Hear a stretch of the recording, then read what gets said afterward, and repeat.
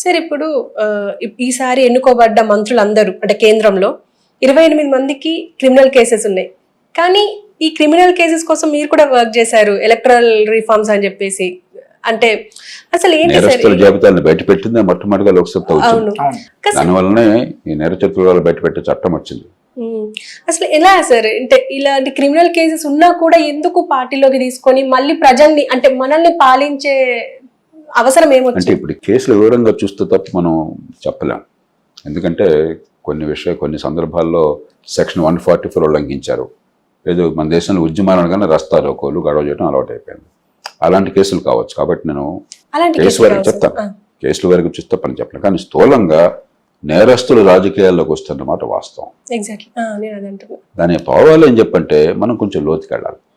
ఎందుకు వస్తున్నారు నేరస్తులు రాజకీయంలోకి? బయట ఉంటే నేరస్తులు పోలీసులు చూసి భయపడుతున్నాడు.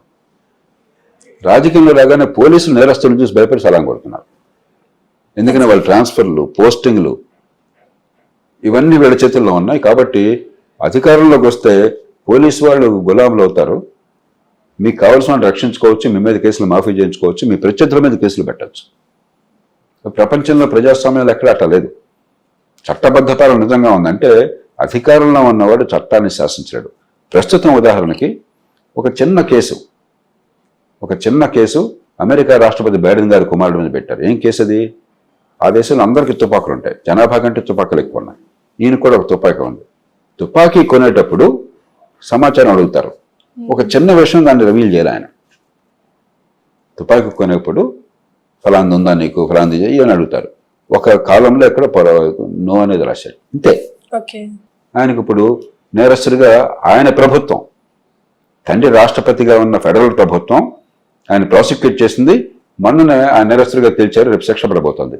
రాష్ట్రపతి బహిరంగంగా ప్రకటించాడు, నా కొడుకు నేను క్షమాభిక్ష ప్రసాదించను, ఒకవేళ జైలు శిక్ష పడ్డా కూడా నేనేం చేయనని చెప్పాను. మన దేశంలో మీరు ఊహించగలరా? అమెరికా రాష్ట్రపతి చాలా చిన్న కేసు ఒక క్షణంలో కేసు లేకుండా చేయొచ్చు. పోనీ శిక్ష పడిన తర్వాత క్షమాభిక్ష ప్రసాదించవచ్చు. మనం ఒక నీతి భాష్యమైనటువంటి దీనిలో ఉన్నాం. అధికారం అంటే ఆ పదవిలో ఉన్నవాడు పెత్తందారి స్వభావం, ఒక ఫ్యూడల్ స్వభావం తప్ప, చట్టాన్ని దుర్వినియోగం చేయడం తప్ప, బడితున్నవాడిది బర్రె తప్ప చట్టబద్ధ పాలన లేని దేశం ఇది.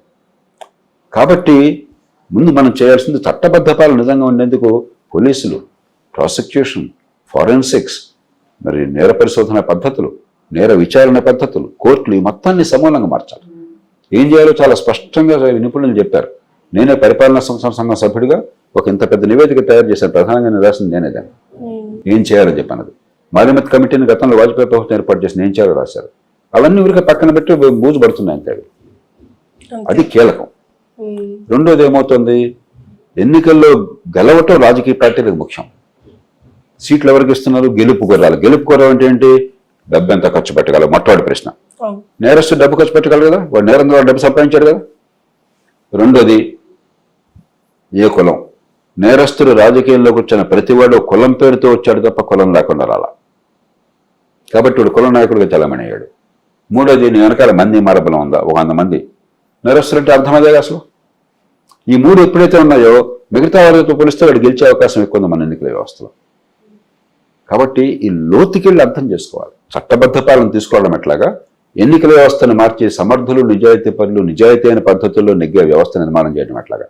ఆ రెండు చేస్తే నేరస్తులు కనిపించగలరు. కానీ దాన్ని ఆపలేమంటారు. అంటే ఈ పార్టీలు తీసుకోకుండా ఉండలేరంటారు.